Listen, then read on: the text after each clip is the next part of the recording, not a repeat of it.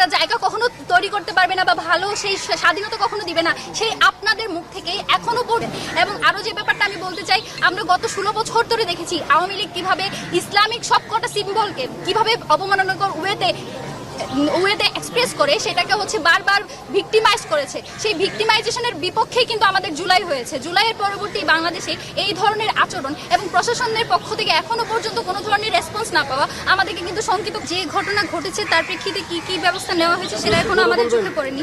তবে আপনাদেরকে আমি যে একটা বিষয় জানাতে চাই, আমাদের যারা প্রার্থী রয়েছে, যারা আমাদের শিক্ষার্থীদের জন্য কাজ করবে, এই যে হিজাব ফোবিয়া, তামান্না আপুকে যেভাবে পোট্রে করা হলো, এটা স্পষ্টত নারী বিদ্বেষী একটা আচরণ। আপনি সারাদিন বলে বেড়ান যে আপনি লেভেল প্লেইং ফিল্ড পাচ্ছেন না, নারীদের জন্য এখানে সেফ স্পেস, আপনারা এটাও পোট্রে করতে চান যে শিবির নাকি নারীদের জন্য ভালো একটা জায়গা কখনো তৈরি করতে পারবে না বা ভালো সেই স্বাধীনতা কখনো দিবে না। সেই আপনাদের মুখ থেকে এখনো পর্যন্ত আমরা একটা বাক্য শুনতে পাই নাই হিজাব ফোবিয়া কিংবা এই নারী অবমাননা নিয়ে।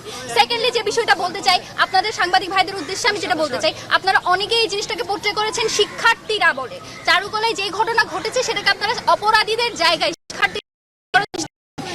এইটা আপনাদের তো বুঝতে হবে যে এই কাজ কারা করে, কাদের এই মতাদর্শ রয়েছে বা কারা এই ধরনের কাজগুলো করে বেড়ায়, সেটা তো আপনারা সকলেই জানেন। তারপর আপনারা শিক্ষার্থী ভার্সেস ঐক্যজোট যে একটা ফ্রেমিং করার চেষ্টা করছেন, আমরা এক্সপেকটেশন রাখি যে আপনারা সত্য যেটা সেটাকে সামনে তুলে নিয়ে আসবেন।